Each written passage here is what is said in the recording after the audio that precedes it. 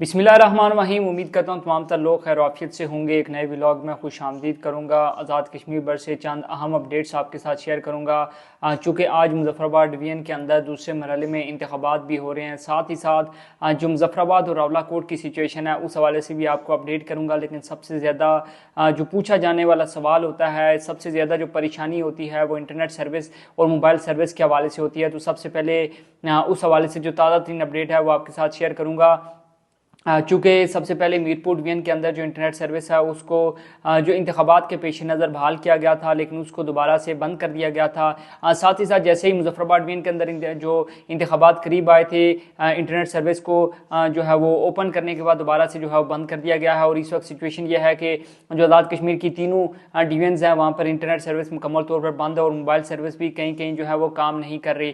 तो इंटरनेट के हवाले से ताज़ा तीन अपडेट यही है कि इंटरनेट खुलने के या ओपन होने के फिलहाल कोई चांसेस नहीं है जब तक कि आज़ाद कश्मीर के अंदर जो हालात हैं वो मामूल पर नहीं आ जाते। आप तमाम तर लोगों को अगर मैं बताऊं तो 6 जून से बंद होने वाला इंटरनेट आज़ाद कश्मीर के अंदर ताहाल जो है वो बंद है। आज 2 अगस्त है।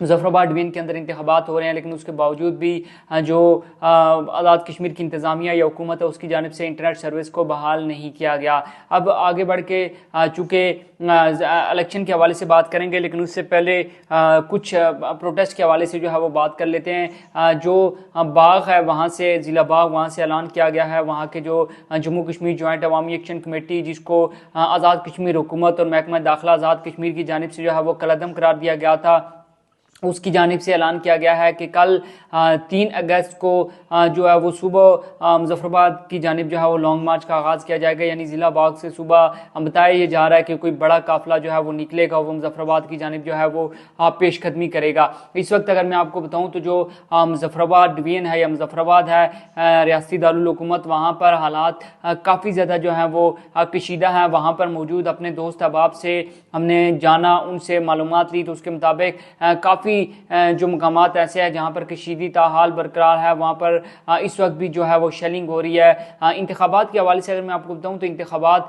कुछ जगहों पर मुलतवी भी हुए हैं। साथ ही साथ जहाँ पर अगर पोलिंग का अमल शुरू भी हुआ तो वहाँ पर बताया जा रहा है कि टर्नआउट काफ़ी कम है, जो वोटर हैं वो बहुत कम तादाद में, यानी कि अगर जहाँ पे 600-700 वोटर थे वहाँ पर अभी तक 2 से 3 लोग जो है वो वोट कास्ट करने के लिए अपने अपने हलकों के अंदर या उन हलकों के अंदर जो है वो आए हैं। कुछ हलकों में जो इंतखाबात हैं वहाँ पर जो पोलिंग है वो उसको मुलतवी भी किया गया है, जिसमें बताया जा रहा है इलेक्शन कमीशन की जानिब से कि हल्का 27 मुजफ्फराबाद 1 27 मुजफ्फराबाद 1 में जो पोलिंग है मुलतवी कर दी गई है। और रीज़न बताई गई है कि वहाँ पर शदीद बारिशें हो रही हैं दरख्त गिरने की वजह से। चूँकि मुतअद्दिद सड़कें बंद हो गई हैं, लिहाजा जो पोलिंग का अमला और इंतखाबी सामान है वो बर वक्त पोलिंग स्टेशन तक नहीं पहुँच सका। लिहाजा जो इंतखाबात हैं उनको 4 अगस्त तक जो है वो मुलतवी किया जाता है। ये चीफ इलेक्शन कमिश्नर या इलेक्शन कमीशन के ऑफिस की जानिब से अलामिया जारी किया गया है। उनकी जानिब से अब से कुछ देर कबल जो है वो प्रेस कॉन्फ्रेंस भी की गई है। साथ ही साथ मैं आपको बताऊं तो पीपल्स पार्टी ने जैसे ही पोलिंग का अमल शुरू हुआ तो पीपल्स पार्टी की जानिब से ये शिकायत सामने आई कि मुख्तलिफ जगहों पर जो है वो बेज़ाब्तियाँ हो रही हैं, धांधलियाँ हो रही हैं। अब उनकी जानिब से कहा गया है कि अल 28, अल 30, अल 31, 32 और 34 में इंतखाबी बेज़ाब्तियाँ हो रही हैं। लिहाजा उन्होंने जो है वो पीपल्स पार्टी ने इलेक्शन कमीशन को जो है वो ख़त भी लिख दिया और उन्होंने ये कहा कि इन जो तमाम तर हलकों के अंदर जो है वो चीफ इलेक्शन कमिश्नर फौरी तौर पर जो हम दाखिलत करें और वहाँ पर जो है शफाफ इंतखाबात को जो है वो यकीनी बनाया जाए। अब देखें ये तमाम तर चीज़ें जैसे ही पोलिंग मुजफ्फराबाद डिवीज़न के अंदर शुरू हुई, पीपल्स पार्टी की जानिब से ख़त लिखा गया और 5 से 6 हल्कों के बारे में उनकी जानिब से कहा गया कि यहाँ पर इंतखाबी जो बेज़ाब्तियाँ हैं वो हो रही हैं, लिहाजा फौरी तौर पर नोटिस लिया जाए। इससे पहले हमने देखा था कि मीरपुर डिवीज़न के अंदर भी एक तो टर्न आउट बहुत ज़्यादा कम था, दूसरा वहाँ पर पीपल्स पार्टी की जानिब से धांधली के इल्ज़ामात लगाए गए थे। और उसके बाद हमने देखा था कि नून लीग और पीपल्स पार्टी का एक आला सतही वक्त, यानी कि जिसमें वफाकी वज़रा अमीर मुकाम शामिल थे, कमरजमान कायरा मौजूद थे, राना सनाउल्लाह मौजूद थे, मतलब इस लेवल के जो वफूद हैं उनकी सतह पर जो है मुलाकात हुई, जिसके 2-3 दौर हुए और उनने जो धांधली के हवाले से जो है या जो इल्ज़ामात लगाए गए हैं उस हवाले से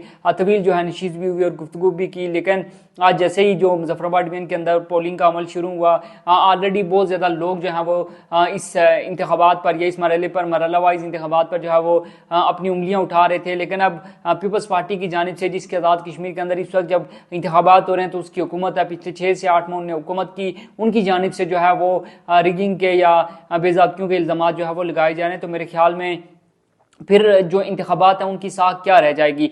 दूसरी जानिब अगर मैं आपको लॉन्ग मार्च के हवाले से बताऊं तो जो जम्मू कश्मीर जॉइंट अवामी एक्शन कमेटी जिसको कलअदम करार दिया गया था, उसका लॉन्ग मार्च जो कि रावलाकोट से रवाना हुआ था, यानी कि रावलाकोट से उसने पेशकदमी की थी, उसको जो सरदार उमर नज़ीर कश्मीरी साहब हैं जो कि कोर मेंबर हैं जम्मू कश्मीर जॉइंट अवामी एक्शन कमेटी के, उनके मुताबिक हिफ्ज़ मा तक़द्दम रोक दिया गया है और उसको जो धरना है उसकी शक्ल में जो है वो तब्दील कर लिया गया है और मुनासिब वक्त पर जो है मुजफ्फराबाद कानून साज असम्बली की जानिब जो है वो पेशकदमी की जाएगी।